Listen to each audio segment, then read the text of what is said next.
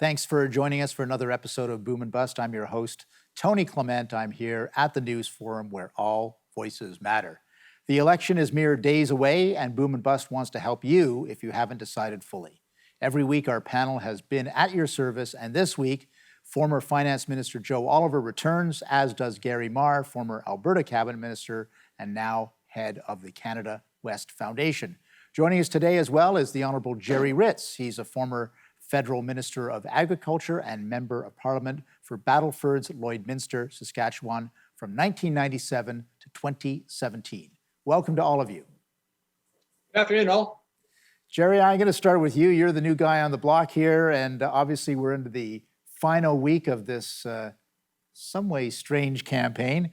What's your assessment of how it's gone? Well, it depends whether Justin Trudeau or not as to what's gone on. I mean, he called an election that no one thought was necessary. He had the quasi-majority government he required, always backstopped by the Bloc and his buddy, the NDP. And at the end of the day, he decided to pull the trigger, and he's slid downhill ever since. Joe, final week. Any thoughts on where we've landed or ended? Well, we started before the election with a big Liberal lead. It looked like a majority. That disappeared overnight with the call of the election itself, and of course the fall of Kabul, which was the day it was called. The Conservative momentum continued, and then it seemed to stop completely, and it reversed so it appeared for a few days, but then kind of recovered, and now we're really neck and neck. It looks like the two parties are virtually tied, depending on certainly within the margin of error on virtually every poll I've seen, which, when you translate it into seats, means another Liberal minority government. Now, the votes on the Conservative side, as I think we discussed last week, aren't quite as inefficient this time because they're not quite as strong, but they're strong enough in Alberta and the Prairie provinces. So perhaps there's a slight edge, and the fact that Conservatives tend to do a little bit better than the polls overall. But it'll take a minor miracle for anyone to get a majority, and I certainly don't see that in the cards. There's still a chance of the Conservatives getting a slight plurality. We'll see. It's just too close to call because there's so many extremely close ridings in British Columbia, in Quebec, in Ontario in particular, and then Gerry could talk about Saskatchewan and other provinces in central Canada. But a few hundred votes can make the difference. So frankly, it's too close to call. Yeah, I think we've got over 30 ridings with less than 1% difference between the first and second place candidate right now. Gary Marr, are things pretty well baked in Alberta right now in terms of what you expect in the election result? So I voted last week at one of the advanced polls, and the activity there was pretty brisk. I think that most Albertans have made up their minds as to how they are going to vote. What's interesting, and I agree with everything that both Gerry and Joe said about how the campaign started out and how it's now really looking like a very tight race. I think the difference maker might be among young voters who in 2015 perhaps were very motivated to vote. I think the polling shows that the majority of them would prefer a Liberal government over a Conservative one, but I don't know if they're as motivated to vote as they might have been 6 years ago. So that could make the difference as to whether we have a Liberal or a Conservative minority government. Right. And as a Westerner, do you think that the concerns of Western Canada have been addressed in this campaign? Well, it's interesting that in the French language debate, the Prime Minister said that, the difficulties that he's made of the requirements for, carbon emissions have made it very, very tough to get investment into the oil and gas business. I think that is actually something that is resonating here in Western Canada. I don't know if it's being covered in Ontario, but certainly in Western Canada, there are candidates that are using that commentary to say, we believe that this was always the Prime Minister's objective, was to starve the oil and gas business of capital so that it couldn't proceed. Please stay with us.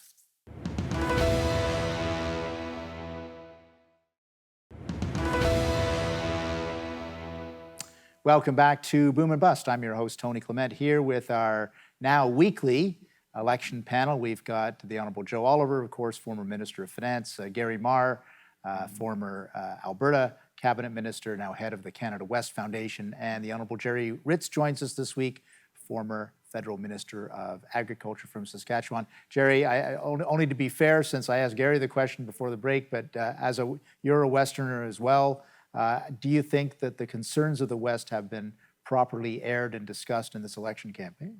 Well, there's always that concern that the West is being left out. I mean, the population base is in Eastern Canada. Atlantic region votes as a bloc generally. You've got Quebec, and then you've got Ontario, and they'll anchor anybody's majority government any day of the week. At the end of the day, you know, Western Canada is predominantly energy and agriculture. And as Gary points out, they're both hit extremely hard by this carbon tax, and no one seems to give a darn. We've got proposals going forward on how we capture some of that carbon value and get it back into cash in the hands of farmers and so on. And we're continuing to working on that. And, you know, in the break, we talked about Premier Moe getting rebuffed by Trudeau on his plans to offset the carbon tax using the same model that New Brunswick did. He actually went further faster, which should be a good thing, and was slapped down hard and told he couldn't reapply again until 2023. So there's an angst out here that you know, I've seen in a lot of elections. I ran campaigns in 8 of them. 7 of them were mine, and every one was a raise money from the gun guys because they're going to come take your firearms. And here we go again, another Liberal campaign, another fundraising round from gun owners. So that it's, you know, a lot of the same out here. We were quite excited when we saw the numbers in the advanced polls, 19% higher than any other time in history. But that could just speak to COVID. That could be the wrinkle in that. But I know a lot of people said we're getting out, we're voting, and they trucked their kids and their aunts and uncles, and everybody got a ride to the polls and got it done. So, you know, I'm excited by that in Western Canada, but we will ice the cake, but we won't bake the cake. That's the problem on election night. Gotcha. Well put. Joe Oliver, different question for you. Obviously, just recently, the August inflation numbers came out for Canada. I think it was 4 or 4.1%. 4.1. Right. Yeah, I mean, that's a pretty shocking number, the highest inflation rate since the year 2003. What do you make of that, and how does that, if at all, affect the election campaign? Those are 2 different questions, unfortunately, and I wish that they were the same. I mean, what we're into, it looks like, is stagflation. I mean, the last quarter was down 1.1%, and we've got we've got inflation at now 4.1%. The Prime Minister doesn't, is derisive about monetary policy. Maybe he doesn't understand it's directly related to inflation, and the budget and the platform, both, as I mentioned last week, ignored the prospect of higher inflation and made the assumption that interest rates would remain the same. Well, that's already been proven wrong. And of course, people are feeling that in their cost of living. So it is having some effect. But, you wonder whether anything does. I mean, remember, this last week, every week has more horrors. This last week, Judy Wilson-Raybould published her book, Indian in Cabinet, and you're basically called the Prime Minister a liar, and then he proceeded to lie that he hadn't lied. But, his betrayal of women doesn't seem to matter. It mattered to Selena Cesar Chavez, who said that the former Liberal MP said that she's now, at least this time, going to vote Conservative. So there's a whole series of a litany of ethical lapses and incompetence and failures and broken promises. Do they make a difference at the end of the day? They should. Certainly, the economy should. The $1.2 billion in debt, the interest rates going up, all that should. But it's not resonating the way You would think it would.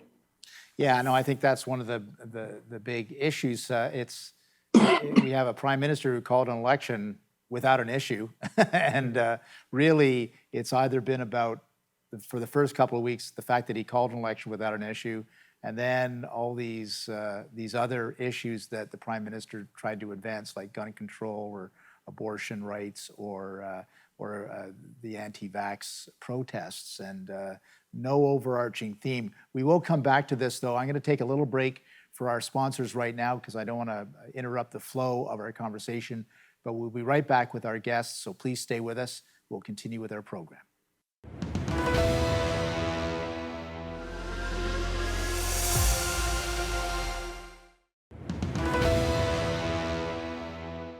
And we're back here at Boom and Bust. I'm your host, Tony Clement, here with our star-studded panel. We've got, of course, Joe Oliver, former Federal Minister of Finance, and Gerry Ritz, former Federal Minister of Agriculture, both members of Parliament, and, of course, Gary Marr, who had a long and distinguished career in Alberta politics and now is head of the Canada West Foundation. Gary, to you, I think what I've been picking up in the last little while is an observation or a concern about the impact of the People's Party of Canada. And I wanted to just discuss that with the panel a little bit. Numbers are, they're never going to form government. They may not win a seat, but could they be a spoiler in some of these tight races? Maybe your perspective in Alberta, first of all. Well, there are a growing number of people that are interested in Maxime Bernier's party. Not a sufficient number, in my view, to be a spoiler in any of the elections here in this province. But I think they're doing better in terms of their interest compared to 2015. I think it might have been at 4 or 5%. Now it's perhaps 6 or 7%. So it isn't a movement that should be ignored, but it is difficult, I think, to identify what exactly the movement is about. So that presents a challenge to parties, whether they be conservatives or liberals or Democrats, to figure out what it is exactly that the PPC supporters are supporting. So, for example, a lot of them are dead set against vaccinations, but that is also true with a lot of members of the Green Party. Right. And so it'll be interesting to see whether the PPC support, who they draw most of their support from. I think the assumption is that it would be the Conservatives, but I'm not sure that's a correct assumption. Yeah, and some of it might just be protest vote that thinks all politicians are corrupt and awful and don't normally vote. We'll see whether they vote this time. Gerry Ritz, what's the situation in Saskatchewan? Are the PPC going to be spoilers in any ridings, do you think? I don't think the PPC will have much of a factor. We've also got the Maverick Party out here in Western Canada. Maybe a combination of the two might be close in a couple of ridings. But I think, in my area up here, the Maverick is far more, got better legs than the PPC ever will have. Neither one of them have any kind of, I hate to say it, but quality candidates that can actually form cabinet or form a government of any kind. They're protest votes. And I think you hit the nail on the head there, Tony, when you said we may have a higher voter turnout simply because people will rally behind some of these other leaders. Having said that, Joe made the point about a $1.2 trillion debt, and nobody's eyes are rolling back in their heads over that. We're a population of 37 million, and we've got that kind of debt. When I ran, we talked about too much debt for our grandkids. Now we got to worry about their grandkids' grandkids. Trudeau glibly said that he doesn't think about monetary policy. And boy, I'll tell you, that chicken's coming home to roost big time in our economy here. So that's the main issue in Saskatchewan and the parts of Alberta that I've been involved in. I've been working with some farmers in Manitoba too, and all of them are dead set against the carbon tax. There's a mixture of folks that say the science is sound on the vax or not. But at the end of the day, it's the economy and pocketbook issues. When you see inflation hitting 4.1 after July at 3.7, people start to say, my grocery cart, I'm getting stronger. I can carry out all my groceries in one trip now. It used to take me two under Harper. So, that's a line that is solid. Just to complete the point, you were around during the days of the Reform Party of Canada, 1993 election, 1997 election. This is not the same situation with PPC in your mind. Okay. No, it's not. Reform had a whole new slate, different policies. Love him or hate him, Preston Manning had some charisma that he drew people to him. He drew solid people. Deb Gray had been on the floor of the House since '88. Tremendous magnetic personality herself. So we had that to rally around. The rest don't. In fact, the Maverick Party, the two people that headed that up, former colleagues of Joe and mine, but neither one are running. So I'm not sure how you lead a parade when you're not even in the square. Interesting point.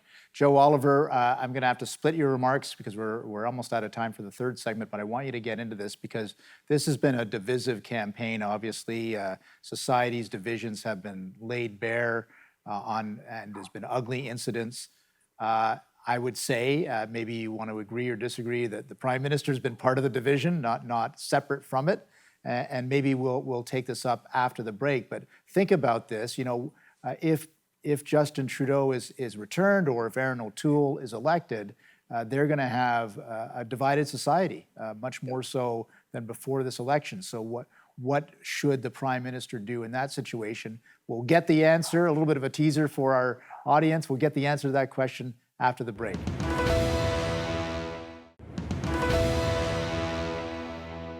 Welcome back to Boom and Bust, and welcome to our election panel once again.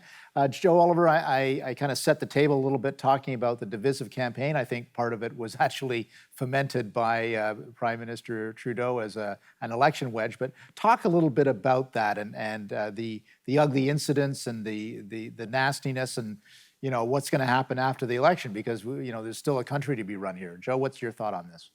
Well, I think there is, unfortunately, a divisiveness that's been exacerbated by the Prime Minister and his policies and his attitudes about identity politics and wokeism.